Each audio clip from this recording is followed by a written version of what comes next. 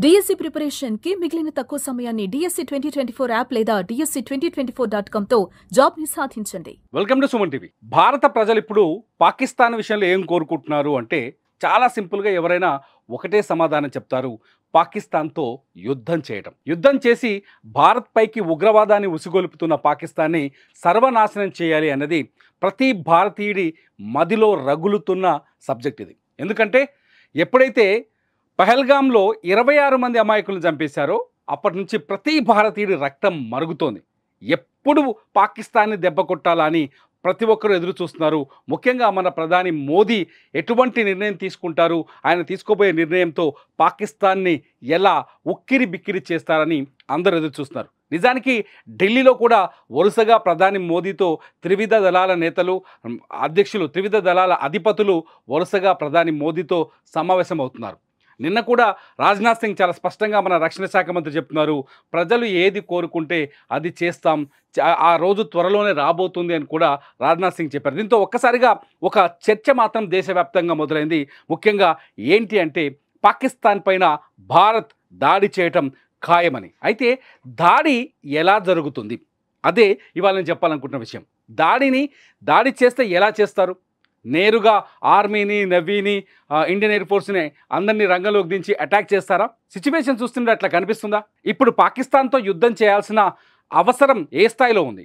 నేరుగా యుద్ధం చేయాల్సిన అవసరం ఏ స్థాయిలో ఉంది? అసలు పాకిస్తాన్ నుంచి భారత్కున్న అతిపెద్ద ముప్పు ఏంటి? ఈ ప్రశ్నలన్నింటినీ ఒకసారి ఆలోచించాలి. నిజంగా ఆలోచిస్తే ఏంటంటే పాకిస్తాన్ నుంచి భారత్కున్న అతిపెద్ద ముప్పు ఉగ్రవాదాన్ని నిరోధించడమే భారత్ లక్ష్యం.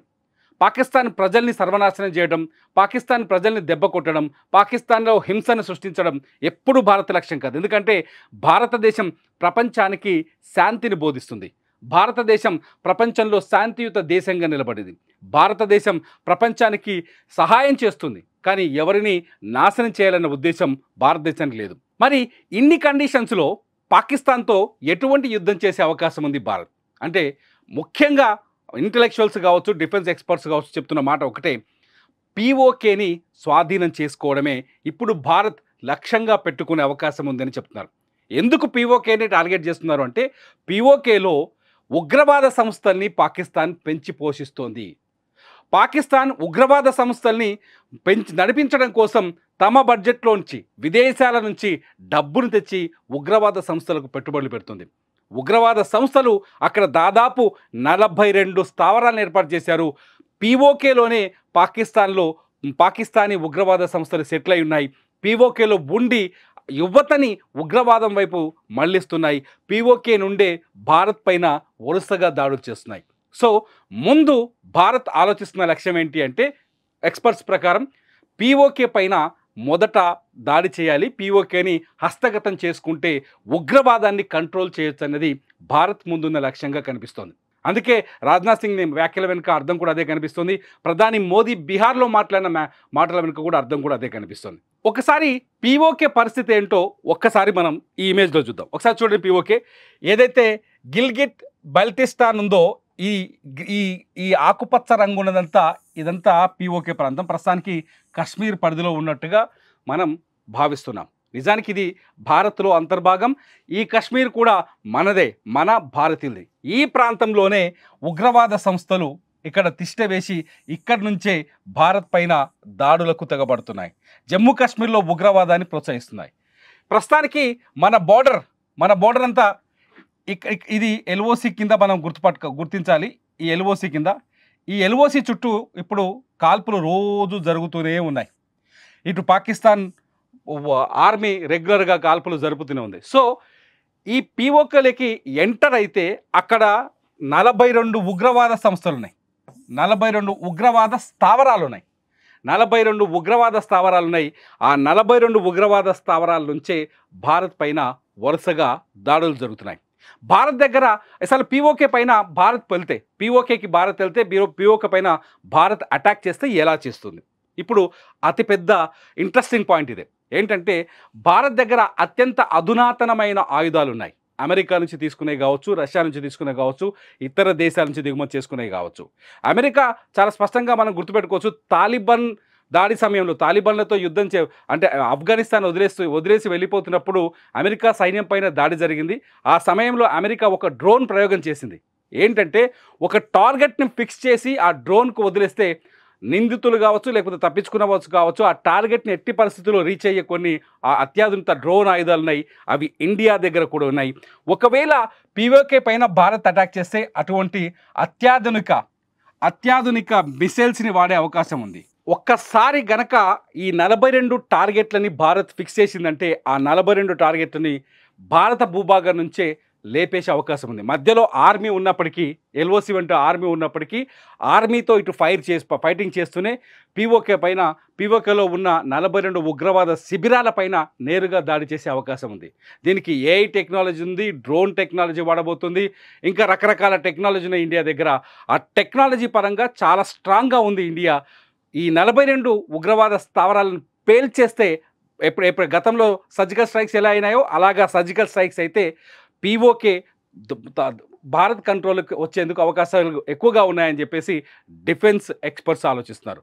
ఇకపోతే ఎవరెవరిని టార్గెట్ చేయాలి, భారత్ ముందున్న లక్ష్యాలేంటి, ఎటువంటి ఉగ్రవాదుల్ని టార్గెట్ చేస్తే పాకిస్తాన్లో ఉన్న పాకిస్తాన్ పెంచి పోషిస్తున్న వాళ్ళలో ఏ ఉగ్రవాదులు ఉన్నారు, ఎవరెవరిని టార్గెట్ చేయాలి అనేది ఇప్పుడు భారత్ ఆలోచనలో ఉన్న ఒక పెద్ద లైన్. భారత్ కొందరిని టార్గెట్ చేసినట్టుగా కూడా కొంత చర్చ జరుగుతుంది. వాళ్ళెవరో ఒకసారి చూద్దాం. భారత్ టార్గెట్లో ఉన్న మొట్టమొదటి వ్యక్తి హఫీజ్ సయీద్. ఈ హఫీజ్ సయీద్ ఎవరో తెలుసా? ఇవాళ పహల్గామ్లో దాడి చేసిన ది రెసిస్టెంట్ ఫ్రంట్ ఉంది కదా, దాని ఏర్పాట్లో కీలకమైన వ్యక్తి. లష్కరే తోయిబా అధినేత. ఇతనే లష్కరే తోయిబాని నడిపిస్తూ కశ్మీర్లో ఉగ్రవాద చర్యలకి కారణమవుతున్నారు. ఈ లష్కరే తోయిబాని లేపేయడం, హఫీజ్ సయీద్ని లేపేయడం భారత మొదటి లక్ష్యంగా కనిపిస్తోంది. హఫీజ్ సయీద్ మామూలుడు కాదు. లష్కరే తోయిబా 2008లో ముంబైలో ఉగ్రదాడికి కూడా కారణం ఈ లష్కరే తోయిబానే. లష్కరే తోయిబా వల్లే ముంబైలో ఉగ్రదాడి జరిగింది. హోటళ్ల పైన మనకు గుర్తుకుంది 26/11 దాడులు. ఆ దాడులకి కారణం కూడా ఈ హఫీజ్ సయీద్. ఇప్పుడు ది రెసిస్టెంట్ ఫ్రంట్కి ఏర్పాటుకి కారణం హఫీజ్ సయీద్. హమాస్తో సంబంధాలు పెట్టుకొని అంతర్జాతీయంగా ఉగ్రవాదాన్ని నడిపిస్తుంది హఫీజ్ సయీద్. ప్రపంచ ఉగ్రవాదిగా, అంతర్జాతీయ ఉగ్రవాదిగా ఇతని పేరు కూడా ప్రకటించాల్సిన అవసరం ఉంది. కానీ భారత్ టార్గెట్ చేస్తుందని, ఎప్పుడైతే పహల్గామ్ దాడి జరిగిందో ఇతను తీసుకెళ్ళి లాహోర్లో ఒక ఇంట్లో సేఫ్ జోన్లో పెట్టిన ఐఎస్ఐ 4 అంచెల భద్రత కల్పిస్తుంది. ఇతన్ని టార్గెట్ చేయాల్సిన అవసరం ఇప్పుడు భారత్ ముందుంది. ఒకవేళ చేస్తే ఉగ్రవాది హఫీజ్ సయీద్ని టార్గెట్ చేస్తుందని ఒక చర్చ జరుగుతోంది. హఫీజ్ సయీద్ని టార్గెట్ చేయడం వల్ల యువత ఉగ్రవాదం వైపు మళ్ళీ అవకాశాలు చాలా తక్కువగా ఉంటాయి. ఉగ్రవాదుల్ని భారత్ క్షమించదు అని ప్రపంచానికి చాటి చెప్పినట్టయితుంది. ఇదే హఫీజ్ సయీద్ మొన్న సింధు నదిలో మోదీ రక్తాన్ని పారిస్తామని చెప్పేసి దొంగ మాటలు, చేతగాని మాటలని మాట్లాడాడు. सीपैक के मंसूबे नाकाम करने के लिए तू बढ़ के मारेगा और तू चाहेगा हम चुप रहे। सुन, अगर तू पानी बंद करेगा इंशाअल्लाह हम तेरी. సో హఫీజ్ సయీద్ని కూడా టార్గెట్ చేసే అవకాశం ఉంది. అయితే హఫీజ్ సయీద్ ఎప్పుడైతే నిర్బంధంలోకి వెళ్ళిపోయిండో, ఐఎస్ఐ లేకపోతే ఆర్మీ సెక్యూరిటీలోకి వెళ్ళిపోయిండో, దాంతో లష్కరే తోయిబా బాధ్యతల్ని ఇంకొక వ్యక్తికి అప్పగించారు. అతనెవరో చూద్దాం. ఎప్పుడైతే హఫీజ్ సయీద్ని సెక్యూర్ జోన్లో పెట్టిందో పాకిస్తాన్ ఆర్మీ, ఎప్పుడైతే హఫీజ్ సయీద్కి భద్రత కల్పించిందో, ఏ క్షణమైనా సయీద్ పైన దాడి జరిగే అవకాశం ఉందని పాకిస్తాన్ భయపడిందో, ఆర్మీ భయపడిందో, అప్పటి నుంచి లష్కరే తోయిబా బాధ్యతల్ని పీఓకేలో ఉన్న జాకే ఓర్ రెహమాన్ లఖ్వీకి అప్పగించింది. ఇతనే మరో ఉగ్రవాది జాకే ఓర్ రెహమాన్ లఖ్వీ. ప్రస్తుతానికి లష్కరే తోయిబా, హఫీజ్ సయీద్, జాకీ ఉర్ రెహమాన్ లఖ్వీ వీళ్ళిద్దరు కలిసి లష్కరే తోయిబా ఆపరేషన్స్ని చూస్తున్నారు ఇండియాలో. ఇక్కడ ఒక గొప్ప విచిత్రమైన విషయం చెప్పాలి. ఈ జాకీ ఉర్ రెహమాన్ లఖ్వీకి, హఫీజ్ సయీద్కి కూడా అంతర్గత పోరాటం ఉంది. లష్కరే తోయిబాలో కూడా ఈ రెండు గ్రూపులు ఏం చేస్తున్నాయంటే, ఒకరిపైన ఆధిపత్యం కోసం ఒక గ్రూపు పైన మరో గ్రూపు దాడులు చేసుకున్న సంఘటనలు కూడా మనకు కొన్ని వార్తల్లో కనిపిస్తాయి. సో ప్రస్తుతానికి ఈ ఇద్దరు దుండగులు కలిసి పాకిస్తాన్లో రక్తాన్ని పారిస్తున్నారు. ఈ ఇద్దరు ఉగ్రవాదులను కూడా భారత్ తన టెక్నాలజీ ద్వారా టార్గెట్ చేసి పీఓకేలో వీళ్ళని అంతమొందించే అవకాశం ఉన్నట్టుగా, దానికి తగ్గట్టుగా వ్యూహాన్ని రచిస్తున్నట్టుగా తెలుస్తోంది. ఇకపోతే జైషే మహమ్మద్ ఇంకో అతిపెద్ద ఉగ్రవాద సంస్థ. జైషే ఉగ్రవాద సంస్థ నడిపిస్తుంది వీడే మసూద్ అజహర్. మసూద్ అజహర్ గురించి భారత్, ఇతను మిగిల్చిన రక్తపు మరకలు భారత్లో చాలా ఉన్నాయి. అందులో అతిపెద్దది పార్లమెంటు పైన దాడి. రెండోది వచ్చేసి 2019లో జమ్మూ కాశ్మీర్ పుల్వామాలో జరిగిన సిఆర్పిఎఫ్ జవాన్ల పైన జరిగిన బాంబు దాడి. 42 మంది సిఆర్పిఎఫ్లు జవాన్లని చంపింది కూడా ఇతనే, వీడే ఆ మసూద్ అహ్మద్. ఈ మసూద్ అహ్మద్ కూడా ప్రస్తుతం పాక్ ఆక్రమిత అంటే పీఓకేలో ఉండి, పాక్ ఆక్రమిత కాశ్మీర్లో అంటే పీఓకేలో ఉండి ఆపరేషన్స్ నిర్వహిస్తున్నాడు. జమ్మూ కాశ్మీర్లో యువతని ఉగ్రవాదం వైపు మళ్లిస్తూ రక్తపాతాన్ని పారిస్తున్నాడు. ఈ మసూద్ అహ్మద్ని పార్లమెంటుపై దాడి సందర్భంలో 2001లో జరిగిన పార్లమెంటుపై దాడి సందర్భంలో ఇతన్ని అదుపులోకి తీసుకున్నారు, అరెస్ట్ చేశారు, మన జైల్లో ఉంచారు. ఇతడు జైల్లో ఉంటే ఈ మసూద్ అహ్మద్ని విడిపించుకోవడానికే భారత ఎయిర్ ఇండియాకి సంబంధించిన విమానాన్ని ఈ జైషే ఉగ్రవాద సంస్థకు సంబంధించిన ఉగ్రవాదులు హైజాక్ చేసి కాందహార్ తరలించి ఇతన్ని విడిపించుకున్నారు. మొత్తానికి ఈ మసూద్ అహ్మద్ ఎప్పుడైతే భారత్ నుంచి వెళ్ళిపోయాడో, కాందహార్ నుంచి పాకిస్తాన్లోకి మళ్ళీ తిరిగి వెళ్ళిపోయాడో అప్పుడే ఈ జైషే మహమ్మద్ అనే ఉగ్రవాద సంస్థని సృష్టించి భారత్లో రక్తపాతాన్ని పారిస్తున్నాడు. ఈ మసూద్ అహ్మద్ కూడా ఈసారి యుద్ధంలో ఒకవేళ పీఓకేలో ఉంటే, పీఓకే పైన భారత్ దాడికి వ్యూహాన్ని రచిస్తే ఇతన్ని టార్గెట్ చేసి హతమార్చే అవకాశాలు ఉన్నట్టుగా డిఫెన్స్ వర్గాలు చెప్తున్నాయి. ఇకపోతే మరో ఉగ్రవాద సంస్థ, వీళ్ళు ఒక్కరే కాదు, ఇలాంటి ఉగ్రవాద సంస్థలు పాకిస్తాన్లో చాలా ఉన్నాయి. ఈ మరో కీలకమైన ఉగ్రవాద సంస్థల గురించి చెప్తున్నాను. మరో ఉగ్రవాద సంస్థ హిజ్బుల్ ముజాహిద్దీన్. ఒకసారి చూద్దాం. హిజ్బుల్ ముజాహిద్దీన్ గురించి చెప్పే ముందు మసూద్ అహ్మద్ గురించి కూడా మరో పాయింట్ చెప్పాలి. మసూద్ అహ్మద్ని 2019లో భారత్ ఒత్తిడి మేరకు ఐక్యరాజ్య సమితి అంతర్జాతీయ ఉగ్రవాదిగా గుర్తించింది. మసూద్ అహ్మద్ పాకిస్తాన్లో ఉండి, పీఓకేలో ఉండి ప్రపంచవ్యాప్తంగా ఉగ్రవాదాన్ని వ్యాప్తి చేస్తున్నాడని చెప్పేసి మసూద్ అహ్మద్ని పైన నిషేధం విధించింది అంతర్జాతీయ ఐక్యరాజ్య సమితి. ఆ తర్వాత హిజ్బుల్ ముజాహిద్దీన్ నడిపించే ఇతని పేరు సయ్యద్ సలావుద్దీన్.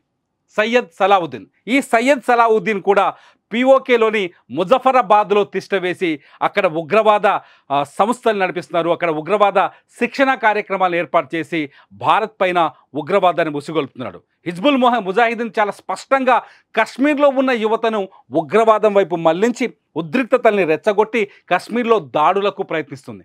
హిజ్బుల్ ముజాహిద్దీన్కి సంబంధించిన అనేక మంది ఉగ్రవాదులు భారత బార్డర్లకు చొచ్చుకొని వచ్చి దాడులు జరిపిన సంఘటనలు భారత రక్తపాత చరిత్రలో అనేకం ఉన్నాయి. సో ఈ సయ్యద్ సలావుద్దీన్ కూడా ముజఫరాబాద్లో ఉన్న సయ్యద్ సలావుద్దీన్ కూడా లేపేయటం భారత సైన్యం లక్ష్యంగా కనిపిస్తోంది.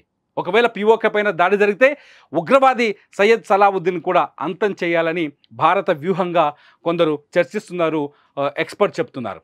ఇకపోతే ఇప్పుడు కొత్తగా పుట్టుకొచ్చిన ది రెసిస్టెంట్ ఫ్రంట్. ఈ ది రెసిస్టెంట్ ఫ్రంట్ నడిపిస్తుందో ఒకసారి చూద్దాం. ది రెసిస్టెంట్ ఫ్రంట్ నడిపిస్తుంది షేక్ సాజిద్. వీడే మొన్న పుల్వామాలో దాడులకు కారకుడు. వీడు నడిపించే ఉగ్రవాద సంస్థ నుంచే, ఈ సయ్యద్ సాజిద్ నడిపించే ఉగ్రవాద సంస్థ నుంచే 4 ఉగ్రవాదులు వచ్చి అమాయకులైన మన 26 మంది టూరిస్టుని కాల్ చంపింది. ది రెసిస్టెంట్ ఫ్రంట్ ఆ కశ్మీర్లో ఆర్టికల్ 370 రద్దు తర్వాత ఏర్పడింది. ది రెసిస్టెంట్ ఫ్రంట్ ఏర్పాటులో కీలకమైన వ్యక్తులు ఎవరో తెలుసా? హఫీజ్ సయీద్, లష్కరే తోయిబా అధ్యక్షుడు హఫీజ్ సయీద్తో పాటు జైషే మహమ్మద్ నుంచి కూడా కొందరు ఉగ్రవాదుల్ని సెలెక్ట్ చేసి ఏదైతే ఇజ్రాయిల్లో రక్తపాతాన్ని సృష్టిస్తున్నారో హమాస్ టెక్నాలజీని తీసుకొని ఇజ్రాయిల్లో హమాస్ ఎటువంటి దాడులకు పాల్పడుతుందో అటువంటి దాడులు చేసే విధంగా ది రెసిస్టెంట్ ఫ్రంట్ ఏర్పాటు చేశారు. కశ్మీర్లో ఉన్న ది రెసిస్టెంట్ ఫ్రంట్ ఆర్టికల్ 370 తర్వాత అనేక దాడులకు పాల్పడింది.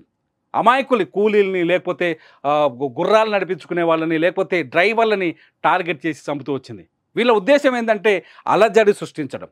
కశ్మీర్లో ప్రశాంతతలో ఉన్న చోట అలజడిని సృష్టించి ఇక్కడ ప్రజల్ని భయభ్రాంతులకు గురి చేయడం, కశ్మీర్ని అల్లకల్లోలం చేయడం. ది సయ్యద్ సలావుద్దీన్ కూడా ప్రస్తుతం పీఓకేలో ఉన్నట్టుగా మన సైన్యం దగ్గర కావచ్చు, ఇంటెలిజెన్స్ దగ్గర కావచ్చు ఆధారాలు ఉన్నాయి. ఈ ఆధారాల్ని ఆసరాగా చేసుకొని పీఓకే పైన దాడి చేస్తే సయ్యద్ సలావుద్దీన్ కూడా, సాజిద్ను కూడా అంతం చేయాలనేది భారత సైన్యం లక్ష్యంగా కనిపిస్తుంది. అంటే చాలా స్పష్టంగా ఒక విషయాన్ని అర్థం చేసుకోవచ్చు. ఇప్పటికే సింధు జలాల్ని ఆపి పాకిస్తాన్ పైన ఆర్థికంగా దెబ్బ కొట్టాలని భారత్ ఒక నిర్ణయానికి వచ్చింది. కొన్ని నదుల పైన ఉన్న ప్రాజెక్టుల నుంచి నీళ్లు కింద కొదలకుండా ఇప్పటికే బ్రేక్ చేసింది. అంతేకాదు IMF కూడా చాలా స్పష్టంగా కోరింది భారత్ పాకిస్తాన్కి ఎటువంటి అంతర్జాతీయ నిధుల్ని అందించకూడదు, మీరు అందించే నిధులు నేరుగా ప్రపంచపైకి ఉగ్రవాదాన్ని ఉసుకొల్పేందుకు పాకిస్తాన్ వినియోగిస్తుందని చెప్పేసి.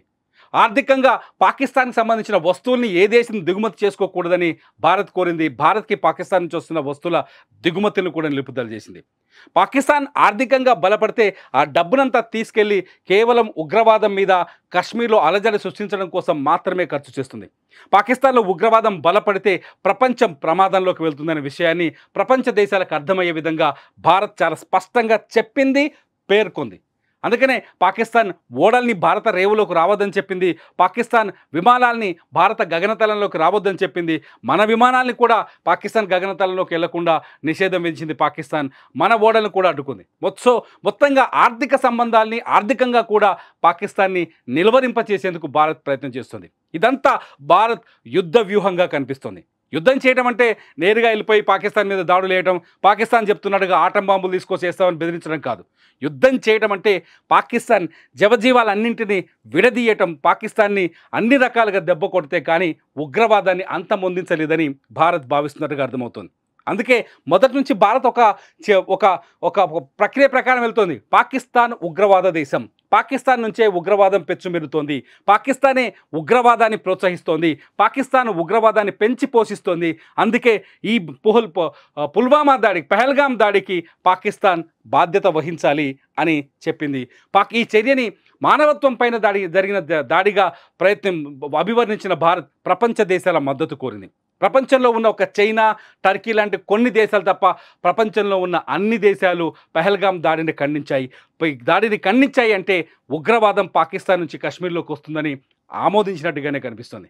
ఇవాళ ఐక్యరాజ్య సమితి భద్రతా మండలి సమావేశం అవుతుంది. ఈ సమావేశంలో పాకిస్తాన్ భారత్ పైన కొన్ని ఆరోపణలు చేసింది. ఆ ఆరోపణలకి భారత్ ఎలాంటి సమాధానం చెప్తుందో చూద్దాం. దాంతోపాటు పాకిస్తాన్ పైన యుద్ధ వ్యూహం ఆల్రెడీ మొదలైనట్టుగా మనం అర్థం చేసుకోవాలి. POKని టార్గెట్ చేసి దాడులకు తెగబడితే పాకిస్తాన్ ప్రోత్సహిస్తున్న ఉగ్రవాదం అంతమైపోతుంది. అది ఉగ్రవాదం మీద జరిగిన దాడిగా కనపడుతుంది. ఎందుకంటే భారత్ నుంచి ఆక్రమించుకున్న ప్రాంతం, భారత్లో భాగమైన ప్రాంతం POK కాబట్టి POK పైన దాడి చేసి POKని కనుక భారత్ ఆక్రమించుకుంటే ఖచ్చితంగా పాకిస్తాన్ పీచమంచినట్టు అవుతుంది. పాకిస్తాన్ పెంచి పోషిస్తున్న ఉగ్రవాదం అంతమైపోతుంది. మరి మీరేమంటారు? POK పైన యుద్ధం చేయాలా భారత్ యుద్ధ వ్యూహాలు సరైన పద్ధతిలోనే ఉన్నాయా? భారత్ ఎటువంటి అడుగులు వేస్తే బాగుంటుంది? మీ మనసులో ఉన్న మాటలేంటి? ఈ వీడియో కింద కామెంట్ చేయండి. చూస్తూనే ఉండండి సుమన్ టీవీ.